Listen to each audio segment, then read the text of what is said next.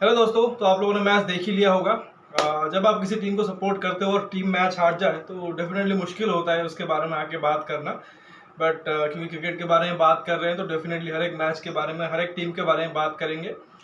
CSK की तो एक तरह से अलग चीज़ है, बट हमने तो टीम इंडिया का भी आई थिंक वो दुख दर्द पीड़ा एक तरह से झेला हुआ है 19 नवंबर 2023 का। उससे बड़ा झटका तो एक तरीके से किसी भी क्रिकेट फैंस के लिए, specially in India, I don't think उससे बड़ा कोई झटका होगा। तो खैर देखिए, मैच के बारे में बात करेंगे। चेन्नई और हैदराबाद के बीच yellow army versus orange army का मैच था और मैच था हैदराबाद के ग्राउंड में। अमूमन तौर पे देखिए, जब भी किसी के होम ग्राउंड में मैच होता है तो सपोर्ट उसके लिए ज़्यादा रहता है, but when it comes to CSK तो क्योंकि वहाँ पे एक MS धोनी नाम का एक तरह से शख्सियत है, उसी वजह से देखो जो आपको फैन बेस एक तरह से दिखता है ग्राउंड में, वो डिवाइड हो जाता है, या कहें चेन्नई की तरफ थोड़ा सा ज़्यादा हो जाता है। बट चेन्नई की अगर बात करें तो अपने फैंस को उन्होंने निराश ही किया है हैदराबाद में। जिस प्रकार का मैच एक तरह से फैंस देखने को आए थे, थोड़ा सा रोमांचक मैच हो, थोड़ा सा छक्के चौके देखने को मिले, आई थिंक थोड़ा सा फैंस जरूर कहीं ना कहीं निराश होंगे, क्योंकि उस हिसाब से मैच गुजरा नहीं। और स्पेशली अगर आप चेन्नई की बात करें तो definitely back to back loss है उनके लिए और थोड़ा सा निराश जरूर होंगे। पहले बैटिंग किया था और सिर्फ 165 रन बनाए थे 20 ओवर में, और जवाब में देखो हैदराबाद ने बहुत ही इजीली उसको रन चेज कर दिया है। अभी ऑलमोस्ट 2 ओवर बाकी थे, 11 बॉल बाकी थे। पावर प्ले एक तरह से कह सकते हैं कि डिफरेंस बना, जिस तरह से चेन्नई ने अप्रोच किया पावर प्ले को और जिस तरह से हैदराबाद ने अप्रोच किया। और बाद में अगर आप देखो एंड ओवर्स में तो आई थिंक चेन्नई फंसी गई थी जब पहले बैटिंग कर रहा था, और बाद में हालांकि देखो चेन्नई ने आप देखो थोड़ी हद तक कमबैक की थी, बट वो भी एक तरह से कहेंगे कि एक तरीके से एक आर्टिफिशियल एक्साइटमेंट टाइप का ही था। वैसे भी SRH को एक तरह से मैच जीतना था। तो कहाँ से बात करें, स्टार्टिंग से अगर बात करें तो आई थिंक चेन्नई को झटका लग गया था, क्योंकि मुस्तफिजुर रहमान जो कि अपने वीज़ा के इशू के लिए वो लौट चुके हैं बांग्लादेश, क्योंकि अगले 2 महीने में उनको T20 वर्ल्ड कप खेलना है USA में, तो उसके चक्कर में वो अपना काम करने के लिए गए हैं। May be another match miss करेंगे, तो ये मैच उन्होंने मिस किया। और उसके अलावा देखो मथीसा पथिराना जो कि प्रीमियर गेंदबाज है कह सकते हैं CSK में, स्पेशली इन डेथ ओवर्स, और वो भी शायद कंप्लीटली फिट नहीं थे, उसके चलते उनको भी एक तरह से बेंच करवाया गया। और चेन्नई ने एक तरह से कुछ बदलाव किए, मुकेश चौधरी को अंदर लाए जो कि काफ़ी टाइम से एक तरह से मैच प्रैक्टिस उनके पास नहीं है। महेश तीक्षण को लेके आए, इसके अलावा मोइन अली को लेके आए इस IPL 2024 में पहली बार।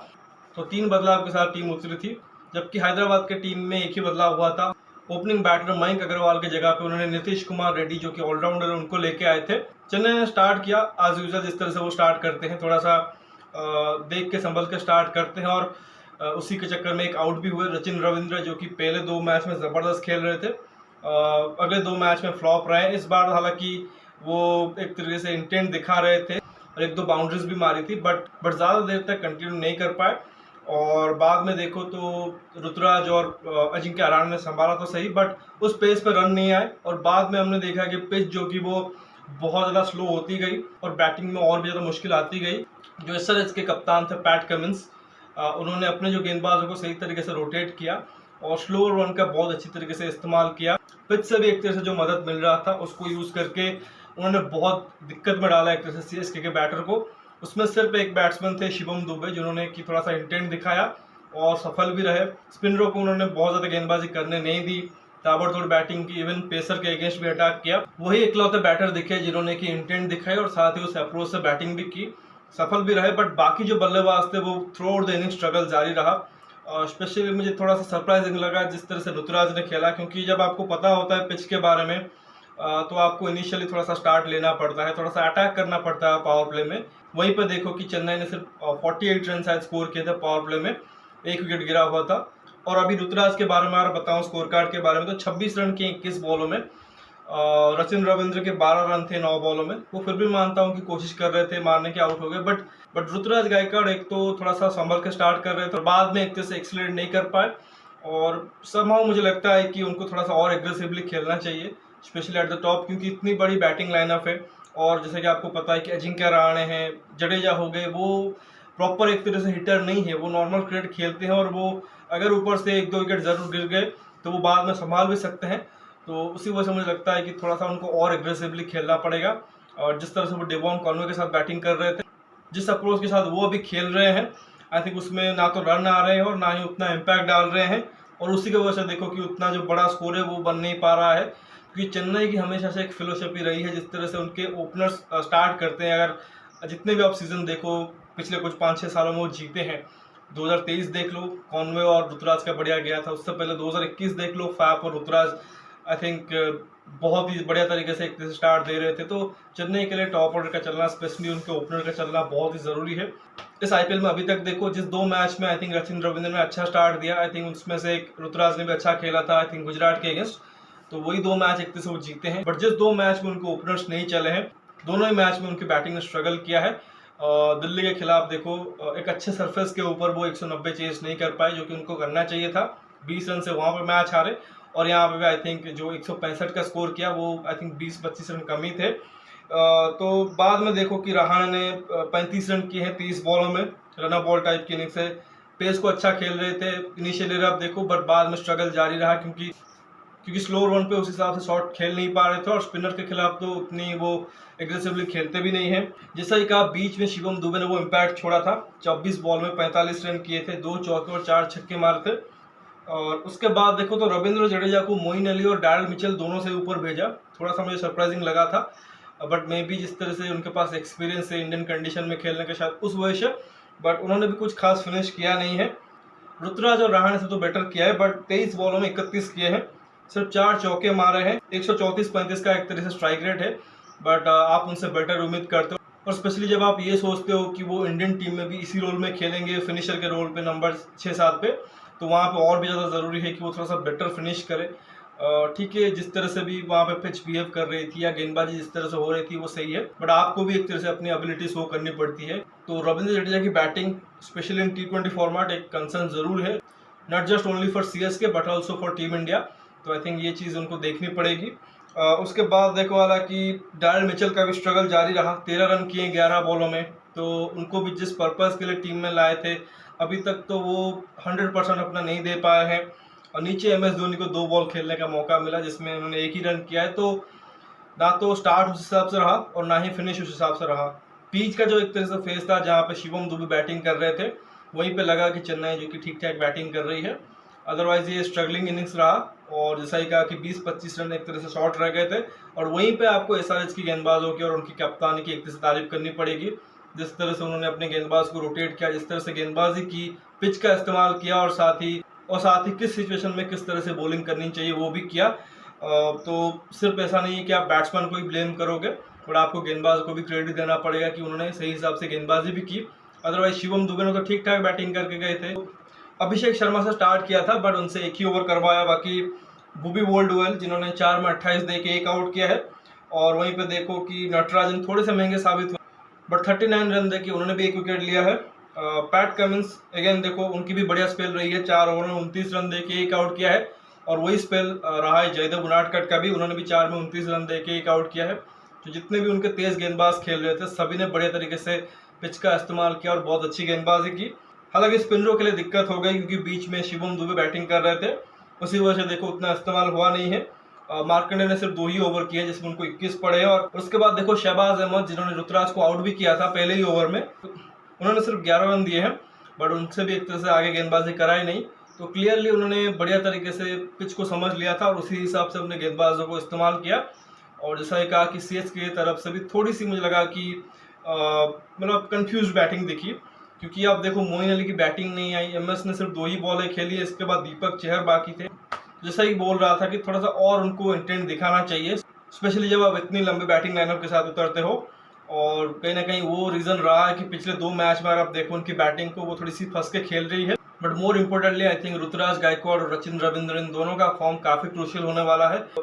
और वहीं पे आप फील कर सकते हो कि डेवॉन कॉनवे जो कि कितना बड़ा मिस है, क्योंकि उनकी जो एक्सपीरियंस थी, जिस तरह से वो खेल रहे थे, कहीं ना कहीं वो एक तरह से अलाउ कर रहे थे बाकी चेन्नई के बैटर्स को अपना एक तरह से गेम खेलने के लिए। बट अभी देखो थोड़ा सा स्ट्रगलिंग ज़रूर रह रहा है, बट होप करेंगे, अभी तो एक तरह से स्टार्ट ही हुआ है, अभी 10 मैच और बाकी हैं, तो उसमें जो उनके ओपनर है वो एक तरह से दोबारा से फॉर्म में लौटे, और मिडिल ऑर्डर से थोड़ा सा और इंटेंट की हम एक तरह से अपेक्षा करेंगे।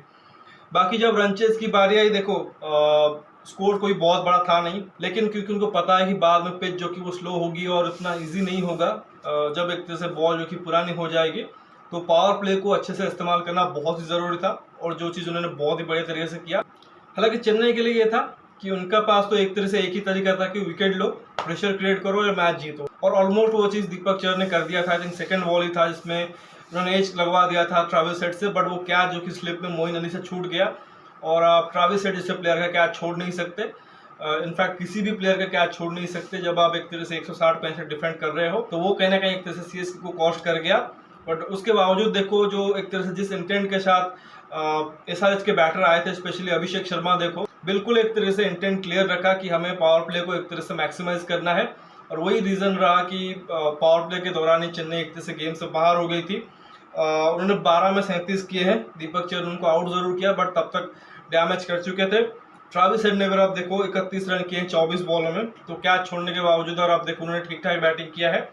एडन मार्करम इस प्रकार के स्कोर में एक तरह से उनके लिए टेलर मेड सिचुएशन होती है कि आराम से इनिंग्स बिल्ड करो, तो उन्होंने भी आप देखो 36 में 50 किए हैं, 4 चौके और 1 छक्का मारा है। उसके बाद आप देखो शाहबाज को भेजा जिन्होंने 18 रन किए हैं। अंत में देखो तो क्लासन 10 और नीतीश रेड्डी 14 पे एक तरह से नॉट आउट रह गए। तो इनिशियली तो आप देखो बढ़िया स्टार्ट किया था। जो पावर प्ले होता है पहले 6 ओवर का, उसी में देखो उन्होंने ऑलमोस्ट 80 रन कर दिए थे सिर्फ 1 विकेट के नुकसान पे। तो ऑलमोस्ट 50% ऑफ द स्कोर एक तरह से उन्होंने कर दिया था, और बाकी जो एक तरह से था उन्होंने बाद में इजीली रन चेस कर दिया। हालांकि बीच में थोड़ी देर के लिए जहाँ पे स्पिनर ऑपरेट कर रहे थे, स्पेशली जब मोइन अली गेंदबाजी करने के लिए आए, थोड़ा सा ऊट पटांग शॉट देखने को मिला एडन मार्करम से, जो रिवर्स स्वीप करने की कोशिश कर रहे थे, और वही शॉट ट्राई करते हुए शहबाज अहमद भी आउट हुए। तो हल्का सा वहाँ पे लगा कि कहीं चेन्नई कमबैक ना कर जाए, बट जैसा ही आपको पता है कि नीचे अभी क्लासन का आना बाकी था, अभी और अब्दुल शमद भी थे, नीतीश रेड्डी ने जैसा कहा कि अच्छी बैटिंग की। तो ओवरऑल देखो एक इजी गेम रहा एसआरएच के लिए। चेन्नई क्या कुछ और बेहतर कर सकती थी गेंदबाजी में, तो आई थिंक देखो एक तो कैच उनके लिए महंगा पड़ गया, आप कैच नहीं छोड़ सकते। हमने पिछले मैच में देखा था किस तरह से गुजरात ने कैचेस छोड़े थे और उनको भारी पड़ा था। एक और चीज़ मुझे समाव लगा कि जैसे चेन्नई का वो चीज़ नहीं होता है, चीज़ों को बहुत ही सिंपल रखते हैं, बट इस मैच में मैं एक्सपेक्ट कर रहा था कि नई बॉल के साथ मोइन अली से डलवाएंगे, क्योंकि 2 लेफ्ट हैंडर ऊपर थे, ट्रेविस हेड और अभिषेक शर्मा, और लिटरली आई थिंक उन्होंने एक तरह से डैमेज करके गए हैं। तो मे भी वो स्टार्ट कर सकते थे, बट जैसा ही कहा कि चेन्नई का एक प्रोसेस रहता है, जिस तरह से वो गेंदबाज को यूज़ करते हैं, आई थिंक दीपक चहर, मुकेश चौधरी, तुषार देशपांडे, इनका काम ही नई बॉल से गेंदबाजी करना। अगर उनसे नई बॉल से नहीं कराओगे फिर बाद में उतना यूज़ नहीं होता है, तो वो उसी प्रोसेस के साथ गए। बट कंसिडरिंग कि मुकेश चौधरी इतनी देर बाद लौट रहे थे, इतने एक तरह से टाइम के बाद, मे भी वो मोइन अली से सेकेंड ओवर करवा सकते थे, क्योंकि अभिषेक शर्मा और ट्रेविस हेड हो सकता है उनके अगेंस्ट अगर रिस्क लेते तो शायद विकेट मिल सकता था। बट आई थिंक ये हाइंडसाइट की बात है, बाद में आप कुछ भी बोल सकते हो। बट ओवरऑल देखो चेन्नई ये मैच जो कि मुझे लगता है कि बैटिंग से ही हारी है, बॉलिंग और बेहतर हो सकती थी। जिस तरह से उन्होंने स्लो रन का यूज़ किया, पिच का यूज़ किया, आई थिंक इन्होंने उस हिसाब से यूज़ नहीं किया। ज़्यादातर आप देखो उन्होंने तेज़ गेंदबाजी की, सीम के साथ ही गेंदबाजी कर रहे थे, वो जो स्लोअर वन है कटर्स है वो इस्तेमाल कर नहीं रहे थे, और वही एक तरह से रीज़न रहा कि बहुत ईजी हो गया एसआरएच के लिए। और आप आई थिंक वो जो मैच आई थिंक केकेआर और आरसीबी वाला हुआ था, उसको आप एग्जाम्पल तौर पे ले सकते हो। वहाँ पे जब विराट ने अच्छी इनिंग्स खेली थी, तो वहाँ पे देखो बाद में उनकी इनिंग्स की क्रिटिसिज्म भी हुई थी, क्योंकि केकेआर वो मैच जीत गई थी, और काफ़ी लोगों ने कहा था कि विराट की स्लो इनिंग्स एक तरह से कॉस्ट कर गई थी। जबकि वहाँ पे देखोगे कि जो केकेआर के गेंदबाज थे उन्होंने टुवर्ड्स द एंड आप देखो उन्होंने सही तरीके से पिच का इस्तेमाल किया था, और वही चीज़ आज भी देखने को मिली जब एसआरएच के गेंदबाजों ने वो चीज़ की, बट चेन्नई के गेंदबाजों ने वो चीज़ नहीं की एक तरह से इनिशियली। मुकेश चौधरी का आप जाके ओवर देखिए, मुकेश चौधरी का ओवर आपको क्लियरली एक तरह से दिखाएगा किस तरह से वो मैच रेडी नहीं थे और एक तरह से आके गेंदबाजी किए हैं, और एक तरह से चारों दिशा में उनको अभिषेक शर्मा ने एक तरह से कुटाई की है। बाकी जो स्पिनर्स थे चेन्नई के, जो कर सकते थे उन्होंने किया, बस वही मुझे थोड़ा सा लगा कि शायद मे बी मोइन अली को इनिशियली वो एक तरह से इंट्रोड्यूस करवा सकते थे। वो मुझे कहीं ना कहीं थोड़ा सा लगा कि टैक्टिकली मिस कर गए। बट जैसा ही कहा कि चेन्नई का ये एक तरह से प्रोसेस रहता है जो कि शॉर्ट टर्म में तो उतना इफेक्टिव नहीं रहता है, बट लॉन्ग टर्म में अच्छा करते हैं। रिजल्ट भी हमें पता है, 5 ट्रॉफी जीते हुए हैं, one of the most consistent team है, तो आई थिंक उसके लिए उनको एक तरह से क्रेडिट जाएगा। बट जैसा ही कहा ये एक आधा मैचेस जो कि वो कहीं ना कहीं हर्ट ज़रूर करते हैं, बट अभी तो जैसा ही कहा अभी देखो इनिशियल मैचेस हुए हैं, एसआरएच ने भी एक तरह से दूसरा ही मैच जीता है आई थिंक 4 में से, तो वो चेन्नई के साथ बराबर पे ही हैं, तो अभी तो एक तरीके से काफ़ी दूर जाना है। होप यही करेंगे कि जो भी गलतियां कर रहे हैं उससे सीख ले और आगे जो गलती है उसको एक तरह से रिपीट ना करें। ऋतुराज गायकवाड़ का फॉर्म में लौटना और इंटेंट के साथ अच्छी बैटिंग करना बहुत ही ज़रूरी है चेन्नई के लिए, और साथ ही उस बैटिंग जो लाइनअप है उसको मैक्सिमाइज करना वो भी एक तरह से ज़रूरी है कि आप ऐसा ना हो कि 2-3 बैटर आपके डगआउट में बैठ जाए और आप 20-25 रन जो कि कम बना के आओ, तो आई थिंक वो चीज़ चेन्नई को ध्यान रखनी पड़ेगी। बाकी ऐसा बढ़िया क्रिकेट खेल रही है, आई थिंक एक मैच कह सकते हो जो जीटी के अगेंस्ट इनका पिछला वाला था, वहाँ पे थोड़ा सा वो आउट ऑफ टच दिखे थे। अदरवाइज जितने भी इन्होंने मैचेस खेले हैं, आई थिंक तीनों ही मैचेस आई थिंक बहुत ही बढ़िया खेला है। केकेआर वाला मैच हार तो जरूर गए थे, बट वहाँ पे अच्छा खेला था। तो लेट्स सी कि आगे इन दोनों टीमों का प्रोग्रेशन कैसा रहता है। बाकी फिलहाल इस वीडियो बस इतना ही। आशा करता हूँ कि वीडियो जरूर आपको पसंद आएगा। वीडियो को लाइक करना मत भूलिए, साथ ही चैनल को सब्सक्राइब जरूर करिए और दोस्तों तक शेयर भी कर दीजिए।